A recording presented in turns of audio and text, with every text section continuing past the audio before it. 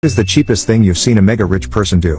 1. A multi-millionaire and I were driving home after a poker game. We stopped at a Kentucky Fried Chicken. The millionaire asked to speak to the manager. When he came over he asked him, what do you do with the chicken when you close? The manager said, well, when we close in 20 minutes we have to throw it out. The millionaire said that we shouldn't pay full price for what you're throwing away. Why don't you let us have it for a third the price? The two of them spent 8 minutes bargaining and finally agreed on half price. When we got to the car my companion said that since he bargained the manager down, I should pay for it. I said that since I was driving him home he should pay. He looked disgusted, but eventually agreed.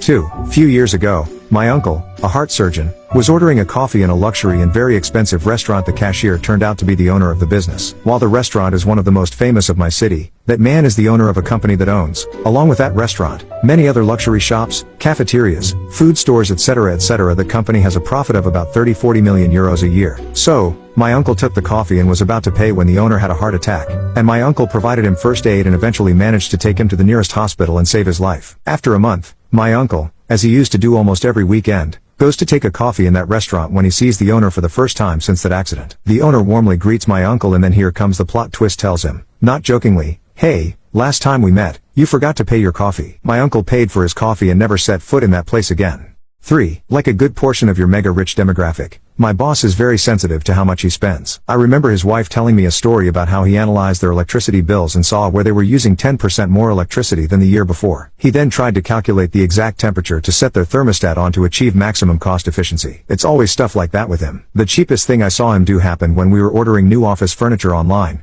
Back in the summer of 2016, our total bill was over $15,000. He was okay with it. He knew it was all stuff we needed, but he wanted to make sure we were getting a good deal. Before he would let me hit submit on the order, he made me do a Google search for coupons that we could use. As with any site, we found tons of fake or expired codes. We honestly kept searching and trying different coupon codes for 20-30 minutes until we finally found one that took $10 off our total. His response, there it is. I knew we'd find one. Alright, go ahead and check out now. 4. My dad's cousin, we'll call him Dan, worked for a fabulously wealthy man in Los Angeles. The man owned several huge office buildings in Culver City and other business districts that he would lease out. Dan acted as a chauffeur, errand boy, and whatever millionaire man needed. One day millionaire man's wife asked her husband to treat Dan to lunch after the two of them finished the day's errands. On one of their errands, they stopped at Costco. Millionaire man was insistent, even pushy, that Dan try every free food sample offered. After they were done, millionaire man said, well, you must be too full for lunch now. 5. Never forgotten this. A few years ago my husband and I went to our local shopping center, and by chance we bumped into two friends of ours who were with a couple of their friends who lived out of town and were staying with them over the weekend. They invited us for a coffee, so we nipped into Starbucks with them and had a chat. 20 minutes later our friend's guest excused himself, and left for about 10 minutes. We thought he just went to the toilet. The next day our friend phoned us and told us laughingly, so what did you make of Paul? He's absolutely loaded. Got properties in 3 different countries, a yacht, owns a Bentley plus a few other cars, and popped out yesterday to drive the car out of the shopping mall and back so he would not have to pay the car park charge, which was free, but £1 after an hour and a half. I asked them if they were winding me up. They were absolutely adamant it was true. Actually, you couldn't make it up really.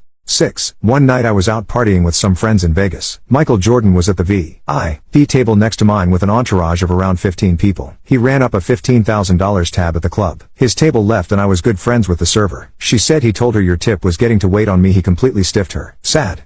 7. I live in England. A cup of coffee in a half-decent coffee shop is usually in the range of £2.50 nowadays. I met up with a guy to talk about some work who was very wealthy. He has a Maserati and Range Rover Sport and he owns a big PR company. Don't know how much money he has, but many millions. We met up in the lobby of my hotel in Cambridge, which was close to where he lives, for a coffee, as arranged. He came in, said hello, then said let's go find a cafe somewhere for coffee. This place is a rip-off. This surprised me. After we had met up, I had a look at the price of a coffee in the hotel and it was £3.40 for an Americano. Now that's about £1 more than usual. I found this quite amusing, but it really stuck with me. At first I thought how ridiculous it was that this man with millions of pounds would go to find a cheaper place for the sake of saving £2. He was paying for mine too. But then I realized actually this is probably exactly why he is so wealthy. He knows the value of things. I never asked, but I'm sure he had in his head what he thought a coffee was worth and didn't like the idea of being ripped off by a hotel. So he took his business elsewhere. Voting with your feet, I think the expression is. We actually found a nice little coffee shop around the corner, probably not 2 minutes away.